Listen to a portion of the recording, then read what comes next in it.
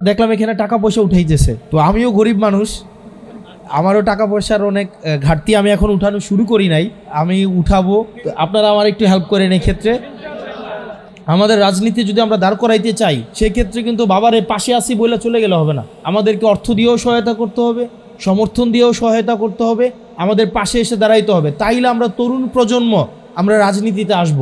আপনি জিতে গেছেন, মানুষ শুধু আপনার কথাই কইতেছে, চারদিকে আপনার কথাই, আমি ব্যক্তিগতভাবে ধরেই নিতেছে আমার অবস্থান এখন সবার শেষে। প্রত্যেক দিন এর আগের দিন থেকে বেশি কাজ করতে হবে। প্রত্যেকজন অন্তত 10 জন করে মানুষের কাছে যান। প্রায় বলি, চাঁদাবাজি করার থেকে ভোট ভিক্ষা করা অধিক সম্মানের। আমি যেখানে আসছি, আপনারা টাকা পয়সা তো দিবেনই, এর পাশাপাশি আরেকটা দিবেন তো নাকি? আমি তো ওটা দিয়েন আমাদেরকে, আমরা হচ্ছে এই টাকা পয়সা আমরা এটা পাবলিক করব। ওই অ্যাকাউন্টে আমাদের নির্বাচনী যে বাজেট, যে ফান্ড, আমরা ইনশাল্লাহ সংসদে গিয়ে এগুলো কথা বলবো। যদিও নির্বাচনী যে ফান্ডের কথা বলা হয়, এই ফান্ডে কি নির্বাচন হয় বা হবে? হবে বলেন? বাংলাদেশের যতগুলা প্রার্থী নির্বাচনে দাঁড়াইছে প্রত্যেকেই মিথ্যা কথা বলতেছে। এখন যতগুলা সংসদে যাবে, ইনক্লুডিং আমি সহ হচ্ছে এখন মিথ্যা কথা বলতে হবে, বাধ্য হইতে হবে আমাকে। আমি চাই না মিথ্যা কথা বলতে, আইনের কারণে। 40 লাখ টাকা, 30 লাখ টাকা কোনো আদম সন্তান যারা সংসদে যাবে বুকে হাত দিয়ে বলতে পারবে শুধু এই টাকাটা খরচ করে সে সংসদে যাবে, কিন্তু আইনের কারণে কিন্তু তাকে মিথ্যা কথা বলতে হচ্ছে। আসসালামু আলাইকুম রহমতুল্লাহি ওয়া বারাকাতুহু। আউযু বিল্লাহি মিনাশ শাইতানির রাজিম, বিসমিল্লাহির রহমানির রহিম। আমি এই ধরনের প্রোগ্রামে আসতে বিব্রত বোধ করি, কারণ এই ধরনের প্রোগ্রাম অতি আত্মবিশ্বাসের জন্ম দেয় এবং এটা আত্মতুষ্টির জন্ম দেয়। তো সমজাতীয় সমচিন্তার মানুষের সাথে থাকার অসুবিধা হচ্ছে, সবসময় মনে হয় মানে আমাদের নিজেদের কাছে মনে হয় আমাদের সমর্থনই বেশি। কারণ উনিও আমাদের মার্কার কথা বলে, উনিও আমাদের মার্কার কথা বলে, যেহেতু আমরা সবাই সবার সাথে ফেসবুকে যুক্ত, একই ধরনের ভিডিও আমাদের সামনে আসে, আমরা মনে করি সব জায়গায় হয়তো আমাদেরই প্রচারণা, আরে সবাই তো আমাদেরই কথা বলে। রাস্তাঘাটে গেলে মানুষ আমাদের সাথে ছবি তোলে, তারপরে হচ্ছে সবাই এপ্রিসিয়েট করে। তো ছবি তুলতে আসা মানুষ আমি যখন যাচ্ছি বা কোনো একটা রাস্তায়, তখন বা আমাদের প্রার্থী বা আমরা যারা প্রার্থী আছি যাচ্ছি, আমাদেরকে তারা দোয়া করে, আবার বিরোধী দলের প্রার্থী যখন যায় তাদেরকেও কিন্তু দোয়া করে। তো এটা আসলে ভাবার সুযোগ নাই যে আমাদের সমচিন্তার মানুষের সাথে থাকার এটা একটা অসুবিধা। আমরা মনে করি আমার আশেপাশের মানুষগুলো যেমন, গ্রামের মানুষগুলোও তেমন, সবাই মনে হয় শুধু আমারই ভোটার, শুধু আমারই ভোটার।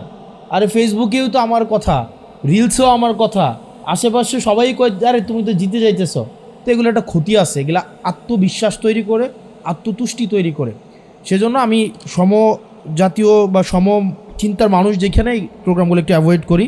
তো যাই হোক, মোবারক ভাইয়ের সাথে আমার একটা হৃদ্যতাপূর্ণ সম্পর্ক আছে। আর বুড়িচং এটা হচ্ছে আমার মামার বাড়ি। আমার কলেজ হচ্ছে পারুয়ার আব্দুল মতিন খসরু কলেজ, আমি ওই কলেজ থেকে পড়াশোনা করি। আমার মামার বাড়ি হচ্ছে পারুয়ারা। তো সেক্ষেত্রে বুড়িচংয়ের এমপি কে হচ্ছে না হচ্ছে সেটা আমার মামার বাড়ির এমপি হওয়া আমার মামার বাড়ির দায়িত্ব নয়। সেখানে পরিবেশের অনেক সমস্যা আছে, যেহেতু ইন্ডাস্ট্রিয়াল এরিয়া। তো মোবারক ভাইদের কাছ থেকে প্রত্যাশা থাকবে পরিবেশের ঝুঁকি এবং অবকাঠামোগত যে অবনতি হয়েছে সেই বিষয়গুলোতে ওনারা প্রাধান্য দিবেন। আর আমি আপনাদের কাছে দেখলাম এখানে টাকা পয়সা উঠাইতেছে, তো আমিও গরিব মানুষ, আমারও টাকা পয়সার অনেক ঘাটতি, আমি এখন উঠানো শুরু করি নাই, আমি উঠাবো। তো আপনারা আমার একটু হেল্প করেন এই ক্ষেত্রে, আপনারা আমাদেরকে একটু হেল্প করেন। এবং আসলে আমরা সৎ থাকার একটা অন্য ধরনের একটা আনন্দ আছে, এটা মাথা নিচু করে থাকতে হয় না। তারপরে হচ্ছে আমরা খুব আল্লাহ আমাদেরকে অহংকার আমাদেরকে না দিক, কিন্তু আমরা বলতে পারি যে বাংলাদেশে কেউ আমাদের কাছে 100 টাকা পাবে না, কেউ আইসে 100 টাকার জন্য বসে থাকবে না, আমাদেরকে নির্বাচন কমিশন ঋণ খেলাপির জন্য আমাদেরকে বাতিল করবে না। আমাদের কাছে এই আত্মবিশ্বাসটা আমাদের আছে। আমরা জনগণের টাকা মেরে দেই নাই, আমরা জনগণের টাকা মেরে দিয়া নিজের সন্তানকে বিদেশে রেখে বিলাসী জীবন আমরা করি নাই। আমরা জনগণের টাকা নিয়ে আমরা ব্যবসা করে সেই টাকা হচ্ছে বিদেশে ছেলের নামে মেয়ের নামে আমরা পাচার করে দেই নাই। আমাদের এই আত্মবিশ্বাসটা আমাদের আছে। আমরা প্রয়োজনে মানুষের কাছে ভিক্ষা নিব, আমরা প্রয়োজনে মানুষের কাছে চাইব, প্রয়োজন পড়লে মানুষ আমাদেরকে দিবে। এবং আমাদেরকে একটা বিষয় আমাদেরকে মাথায় রাখতে হবে, আমাদের একমাত্র পুঁজি কিন্তু আমাদের সততা। এটাই হচ্ছে আমাদের একমাত্র পুঁজি। এটা ছাড়া কিন্তু ভাই আমাদের পুঁজি নাই। আমাদের ওই দিন একজন বলতেছে যে নির্বাচনে দুইটা সার্ভিস, এক হচ্ছে ফুড সার্ভিস আর এটা হচ্ছে মাউথ সার্ভিস। ফুড সার্ভিস এবং মাউথ সার্ভিস, পাও চলতে হবে, মুখও চলতে হবে, তা এবং দুইটার সমন্বয় ঘটলে মানুষের কাছাকাছি যাওয়া যায়। আর আরেকটা যেটা আমাদের কনস্ট্যান্ট পুঁজি সেটা হচ্ছে সততা। তো সেই জায়গা থেকে আমাদের রাজনীতি যদি আমরা দাঁড় করাইতে চাই, সেক্ষেত্রে কিন্তু বাবারে পাশে আসি বলে চলে গেলে হবে না। আমাদেরকে অর্থ দিয়েও সহায়তা করতে হবে, সমর্থন দিয়েও সহায়তা করতে হবে, আমাদের পাশে এসে দাঁড়াইতে হবে। তাইলে আমরা তরুণ প্রজন্ম আমরা রাজনীতিতে আসব। কিন্তু যদি ব্যাপারটা এমন হয় যে আমাদের নির্বাচন করতে হলে আমাদের ব্যবসায়ীদের কাছে যাইতে হচ্ছে, আমাদের আব্দুল আওয়াল মিন্টুদের মতো যারা আমাদেরকে বলে ব্লাডি সিটিজেন, যারা হাসিনার আমলে হচ্ছে গওহর রিজভী হচ্ছে যার ব্যয় 2001 সালে যার টাকা ছিল 5 কোটি টাকা, এখন আসে হয়েছে 595 কোটি টাকা, অর্থাৎ পুরো হাসিনার আমলে 101 গুণ সম্পদ বাড়ছে। যে সে যখন আমাদের মতো যারা খেটে খায়, যারা কামার কোমরের ছেলে, যারা হচ্ছে কলকারখানার, যারা হচ্ছে শ্রমিকের ছেলে, যারা হচ্ছে রেমিটেন্স যোদ্ধা, তাদেরকে যারা বলে ব্লাডি সিটিজেন, আমরা তাদের কাছে কিন্তু তখন যাইতে হবে। আপনারা কি চান এই এলিটদের কাছে আমাদের রাজনীতিটা আমরা বন্ধক দেই?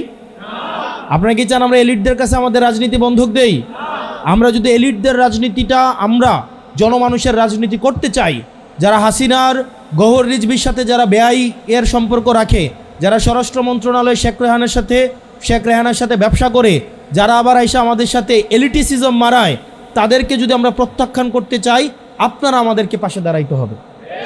আপনারা পাশে দাঁড়াবেন তো? আমাদের পাশে দাঁড়াবেন তো? এবার আসেন, 12 তারিখ পর্যন্ত আল্লাহর দোহাই লাগে আত্মতুষ্টিতে ভোগা যাবে না। আপনি জিতে গেছেন, মানুষ শুধু আপনার কথাই কইতেছে, চারদিকে আপনার কথাই। আমি ব্যক্তিগতভাবে ধরেই নিতেছে আমার অবস্থান এখন সবার শেষে, এবং এটা ধরে নিয়ে আগাইতে হবে, এবং প্রত্যেক দিন এর আগের দিন থেকে বেশি কাজ করতে হবে। আজকে যদি 10 জন মানুষের কাছে যান, এরপরের দিন 12 জনের কাছে যান, তারপরের দিন 14 জনের কাছে যান। শুধুমাত্র তাদের কাছে যাইয়েন না যারা অলরেডি আপনার ভোটার বা আপনার সমচিন্তার মানুষ, যারা অলরেডি মোরাকাবা করে সিদ্ধান্ত নিছে আপনারা ভোট দিবে না, তাদের কাছেও বেশি করে যান। আপনার কাজ হচ্ছে যে ভোট দিবে তার কাছে যতবার যাবেন, যে ভোট দিবে না তার কাছে আরও বেশি করে যাইতে হবে। আমাদের সবার কাছে আমাদের দাওয়াত পৌঁছাইতে হবে, হবে না? হবে কি না? সেজন্য আমাদের সবার কাছে আমাদের যাইতে হবে, এবং প্রত্যেক দিন প্রত্যেকজন অন্তত 10 জন করে মানুষের দায়িত্ব নেন। প্রত্যেক দিন প্রত্যেকজন অন্তত 10 জন করে মানুষের কাছে যান, প্রয়োজনে পায়ে ধরেন। চাঁদাবাজি করার থেকে, আমি প্রায় বলি, চাঁদাবাজি করার থেকে ভোট ভিক্ষা করা অধিক সম্মানের। আমরা মানুষের পায়ে ধরবো, প্রয়োজনে একটা ভোটের জন্য আমরা ভিক্ষা চাইবো, আমরা মানুষের দরজায় যাইবো। আমরা তার চাঁদাবাজি করে ব্যাংকের টাকা মেরে দিয়ে হচ্ছে জনগণের কাছে হচ্ছে, এটা হচ্ছে একটা অনেক ঋণ খেলাপিদের নির্বাচনটা হচ্ছে একটা উপলক্ষ, এটা একটা সিজন, মৌসুম, তাদের হচ্ছে ঋণগুলাকে রিশিডিউল করা। অর্থাৎ নির্বাচনের আগে ব্যাংক থেকে একটা স্টে নিবে, স্টে নিয়ে হচ্ছে নির্বাচন করবে। যদি জিতে যায় তাহলে তো ঋণ দেওয়া দূরের কথা, এই এমপির তো বেঁচে ট্যাক্স ফ্রি গাড়ি নিবে, আবার নতুন করে ব্যবসা খুলবে, এরপরে হচ্ছে আবার করবে, ওই যে টেন্ডারবাজি করবে, ঠিকাদার থেকে পুঁজি নিবে। অর্থাৎ তাদের কাছে এই নির্বাচনটা হচ্ছে একটা মানি মেকিং মেশিন। তো এই মানি মেকিং মেশিন আমাদের হইতে দেওয়া যাবে না।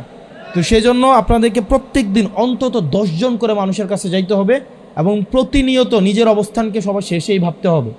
এবং আমরা আরেকটা বিষয় হচ্ছে, আমি যেখানে আসছি আপনারা টাকা পয়সা তো দিবেনই, এর পাশাপাশি আরেকটা দিবেন তো নাকি? আমি তো ওটা দিয়েন আমাদেরকে। আমরা হচ্ছে এই টাকা পয়সা হচ্ছে আমাদের একটা অ্যাকাউন্ট আছে, আমরা এটা পাবলিক করব। ওই অ্যাকাউন্টে আমাদের নির্বাচনী যে বাজেট, যে ফান্ড, আমরা ইনশাল্লাহ সংসদে গিয়ে এগুলো কথা বলবো। যদিও নির্বাচনী যে ফান্ডের কথা বলা হয়, প্রত্যেকটা প্রার্থী দেখেন,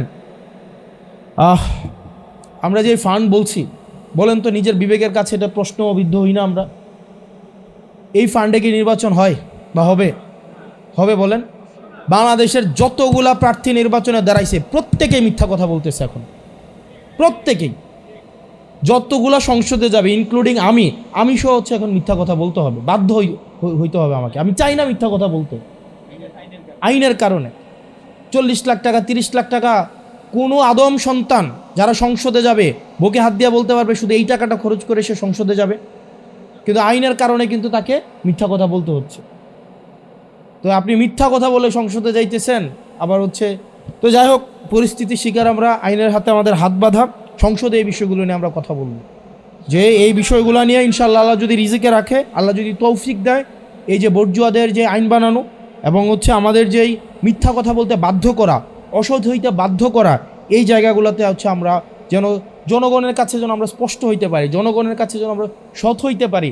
মানুষ কিন্তু বুঝে যেটা একটা মিথ্যা কথা, 30 লাখ টাকা দিয়ে নির্বাচন হয় না, এটা মিথ্যা কথা, এটা মানুষ বুঝে এবং জানে, কিন্তু প্রতিনিয়ত এটা আমাদেরকে বলে যেতে হয়।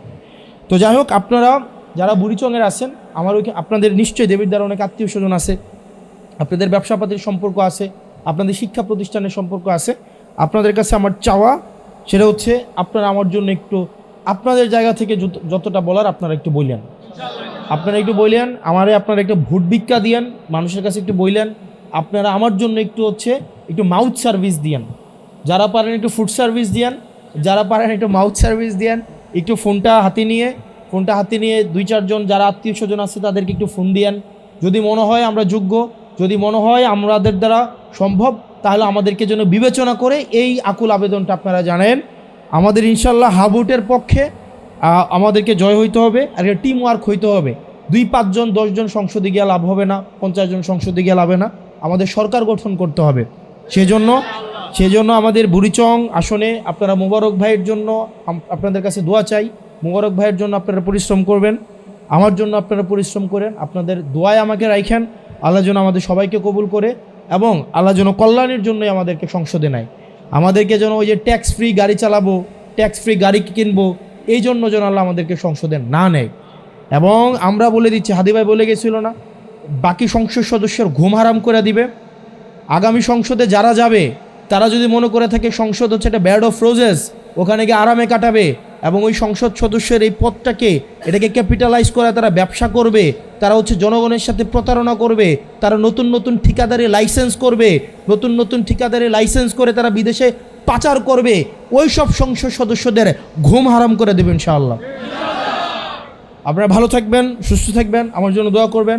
আল্লাহ যেন আমাদের এই জোট, ঐক্যবদ্ধ বাংলাদেশ যেই 10 দলীয় জোট আছে, সেই জোটকে যেন আল্লাহ কবুল করে নেয়, আমরা যেন সরকার গঠন করতে পারি। আসসালামু আলাইকুম ওয়া রাহমাতুল্লাহি ওয়া বারাকাতুহু।